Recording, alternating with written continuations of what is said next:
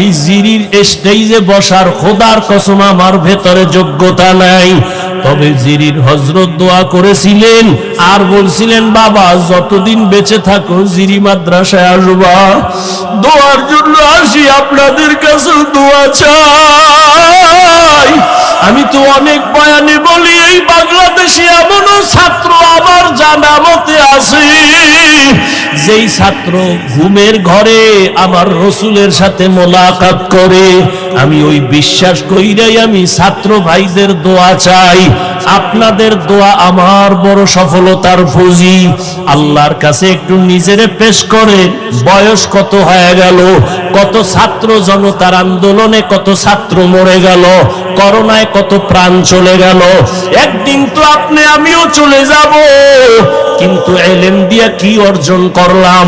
এলেম যদি আমাকে অহংকার বাড়ায় দেয়, আমার এলেম যদি আমাকে হিংসা বাড়ায় দেয়, তাহলে আমার এলেম দিয়া তো আল্লাহর মোহাব্বত পাওয়া যাবে না, মা বাবার দোয়া পাবো না, শিক্ষকের দোয়া পাবো না, মুরব্বী ওলামায়ে কেরামের দোয়া পাবো না, জীবনটা বড় ধ্বংস হয়ে যাবে।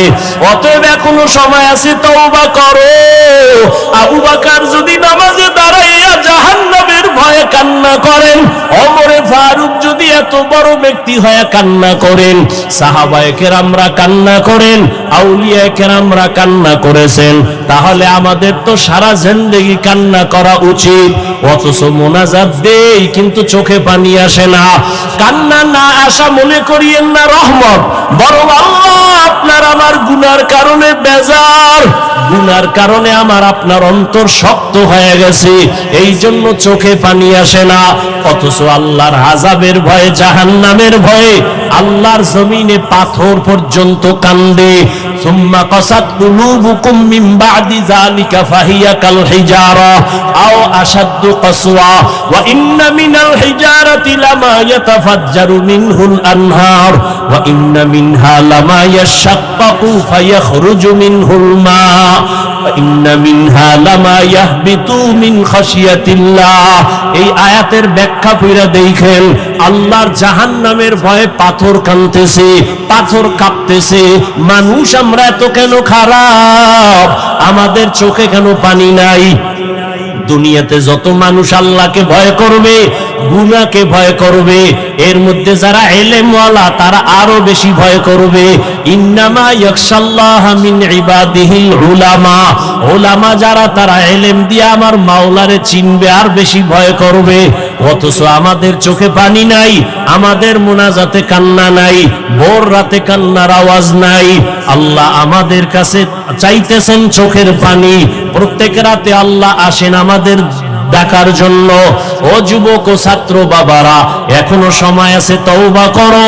পর্দার আড়ালের মা বোনেরা তওবা করেন, জীবনে আর নামাজ ছাড়বেন না, বেপর্দায় চলবেন না, সন্তানগুলো আদর্শওয়ালা বানাবেন।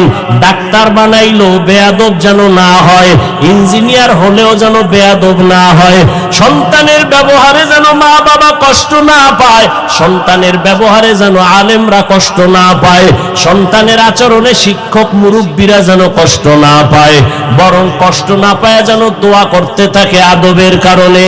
ও যুবক, তওবা করে নাও, আল্লাহর কাছে মন খুইলা বলো, হে মালিক, আমি আজকে তোমার দরজায় আসছি, গুনাহ নিয়ে আর ফিরতে চাই না, আর নামাজ ছাড়ব না, আর গুনাহ করব না, আর গীবত শিকায়াত করব না, মা বাবার সাথে বেয়াদবি করব না, উলামায়ে কেরামের বদদোয়া নিব না, মুরব্বি ওস্তাদদের দোয়া নিয়ে চলবো, মা বাবার দোয়া নিয়া নবীজির তরিকায় চলবো। আল্লাহর বান্দারা, যদি তওবা করার নিয়ত হয়, দুটো হাত আমার আল্লাহকে দেখায় দেই, আয় আল্লাহ হাতগুলো কবুল করে নেন, তওবা কবুল করে নেন, তওবার উপরে মজবুত হইয়া চলার মতো তৌফিক দান করেন, আমিন।